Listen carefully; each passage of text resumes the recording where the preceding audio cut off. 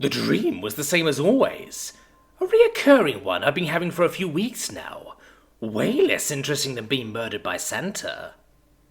There were strangers in white robes, kneeling in reverence at the base of a bloody hill, which was strewn with endless corpses. Some of the bodies wore armor, others camouflage fatigues. Some were warriors in armor pulled from ancient battlefields, others were soldiers from more modern conflicts. Many were human, many were not. Various weapons lay scattered about, everything from longswords to sawn-off shotguns, to magical wands and staves. None had done their wielders any good. Above them, in the reddened sky, a black sun rose in malignant magnificence, bringing unholy illumination to the endless carnage, revealing how the bodies stretched back for miles, dozens of miles, hundreds. This was hell. The hell of endless conflict, the beautiful horror of utter futility, the definitive answer to the question all those who fight must eventually ask of themselves. Was it worth it? Was any of it worth it? Of course it wasn't. But don't tell them that. It's much funnier when they realize it on their own. At the peak of the red hill, atop a rusting throne, sat the smiling warrior with his crimson-hewn axe laying across his lap. His blackened armor was pierced with arrows, daggers, and bullet holes. It was ashen from burns, scorched by magic, corrupted with radiation. The warrior's remaining eye blazed with merriment beneath his blood-matted hair, and although his face had been ruined by battle and madness, his boundless joy was obvious to any who saw him sitting there, waving happily at his admirers, and eagerly waiting for the next hero to come take a swing at him. My axe is wet and stained with red, and in its wake left countless dead, spread endless hate and misery, and made me feared eternally. Some stay and fight, some try to flee, it's all ever the same to me. The living reaped what they had sown, and know that hope has from them flown. Their choices led them all astray, to this their very judgment day. Now daybreak finds me on my own, resting atop my scarlet throne. The battle won, the killing done, I've had my fill, it sure was fun. Till slaughter calls me from the rest. To leave me be would be what's best, as those around you would attest. If breaths still stir beneath their breasts, but eagerly I'll wait until we have a foe we must instill, the fear of death into their heart. Obey, or else be torn apart. This world will swear itself to me. That's just the way it's gonna be. For those who choose to disagree, I'll end you all assuredly. Now, keep your guard up. Don't be lax. I'll see you when I see you. Max. Not if I see you first, Max, I murmured to myself when I woke up. Man, I was going to be one badass god. Visions from the future were sweet. The first thing I saw were the bodies, of course. Always the bodies. Not lily pile like in the dream. The dream always made it look like they had a chance. The reality was like seeing the results of people being forced through a wire mesh. Here and there and everywhere. Torn apart, ripped to shreds. Slurred. You know the meat had been human once, because there are bits of clothing on it, intermingled in the fine chop. Faces left partially intact in the gore, eyes staring at you from unexpected angles. Telling how many people there had been was work for others. Hard work, terrible work. Work that ended with men and women saying, "Fuck this, I wanted to be a writer anyway," and then going home. Smart of them. If you can walk away, you should. So I woke up naked, a stranger to the world, a stranger to myself, and I was lying in a pool of blood. And it's disgusting because blood doesn't retain warmth for very long when it's being let out of a body, and by design it coagulates very quickly when exposed to air. So it was sticky. Very sticky. I'm not an ugly person, but I'm not particularly attractive either. Just average, is by design. I don't feel the need to be memorable to others. I think what I have is a wiry smile, and an easy manner around others, a willingness to speak with strangers and to listen to them. Listening to others makes it easier to fake empathy. My body's short, but I gave it a surprisingly deep voice.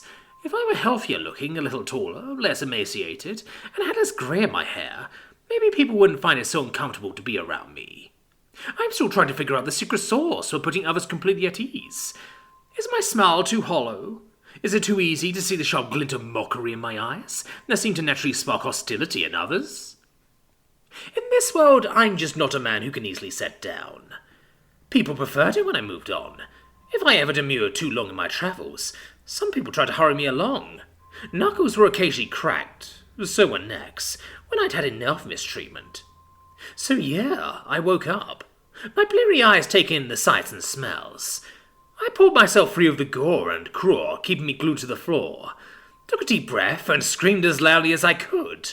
Fuck! This is a perfect word, and thus perfect for my situation. There is a paradise somewhere out there in creation, where no man has ever slept among the dead. A world where you can easily remember where you are and who you are, and what you were doing, and where you can easily avoid embarrassing situations like this. That world wasn't for men like me, and the inequity of it brought tears to my eyes. I really could use a drink. Memories gently drifted into my mind as I searched. This had been a tavern, a gathering place for angry locals. I couldn't remember the name. I couldn't even remember why I'd come here. There had to have been a good reason, right? Nothing in my life happened due merely to chance. It was a carefully regulated, unending nightmare. Walking to the exit, I stepped outside and read, "The Feral Fang." It was hand-painted across a big wooden sign nailed to a post out front. Walking back inside, I hopped behind the bar and the tap, and poured myself out a big foamy mug of whatever the local specialty was, and downed it immediately. I can drink alcohol like water. I could inhale it like air. It never hurts me. Nothing can hurt me. Tossing the empty mug aside, I sat on a stool and considered my options. I needed new clothes, but I could just make those on my own. In fact, that's exactly what I did after cleaning the blood off my body with a rag and a fresh mug of beer. Now, what else? I wanted some money, but even if I had some, there was nothing to spend it on. I should probably just leave, now. This place was filled with mutilated corpses, but that didn't mean everyone was accounted for. Other members of the community could show up, and that would be a hassle. What if some kid walked in looking for his father? Obviously that would be hilarious, but then what? A groan emanated from a room out back, catching my attention. Inside, an old man hung from the wall. He was held in place by the walking cane that jutted from his chest, which had been shoved through him. He stared blankly at me, mouthing words that he didn't have the strength to speak aloud, blood gently dribbling down his mouth. This seemed like a bad way to go. Oh well, I thought, better him than me. Still, it seemed like a particularly cruel way to leave someone to die. Maybe I should do something about that. No one could accuse me of being overly caring for the fate of my fellow man, but that didn't mean I had to be callous all the time. After looking around the area, I found a blooded knife clenched tightly in a severed hand. It was clutched too tightly. I had to break one of its fingers to release it. With the weapon now sufficiently unhanded, or better yet, disarmed, I returned to the back room, prepared to slit the hanging man's throat. Before I completed the act, however, a thought suddenly occurred to me. What sort of man could survive being impaled through the chest for so long? It really wasn't humanly possible, was it? Now curious, I lifted a corner of the man's mouth and saw that his teeth were elongated and very sharp. Oh, the feral fang, huh? That was kind of clever. Kind of. Well, that would explain his toughness. A well-fed werewolf was a bastard of a thing to kill. Not that that seemed to be of any help to this particular pack, or this prick in particular. Had he been the packmaster? Left to die a slow death while bearing witness to the horrified destruction of his people? He looked old enough beneath the blood. Well fed on what? Curious once more, I roamed around the tavern until I found the kitchen. There's cause and effect, you know. Things never happen in life just because. If a bunch of stupid lycanthropes got together and built themselves a janky little tavern, that wasn't reason enough to grind them into mulch. They had to have done something. Drugs? Who cares? Prostitution? More likely to be customers than pimps. Murderers? Well, that just went without saying, didn't it? But what kind of murderers were they? I opened the larder. I closed it immediately. I wish I hadn't done that. I really wish I hadn't done that. Memories came flooding back to me. Unpleasant memories. So, they've been those kind of murderers, huh? Well fed indeed. Returning to the back room, I buried my new knife, tipped first, into the old bastard's eye, and spat on him when he tried to scream. Then I returned to the bar and drank some more beer. Should I burn this place down? Nah, I was going to hang out here for a little while, and see if there were any other members of this pack. It's not that I disapproved of cannibalism, you see. I think I could logically understand the urge, right? Sometimes you just needed a snack.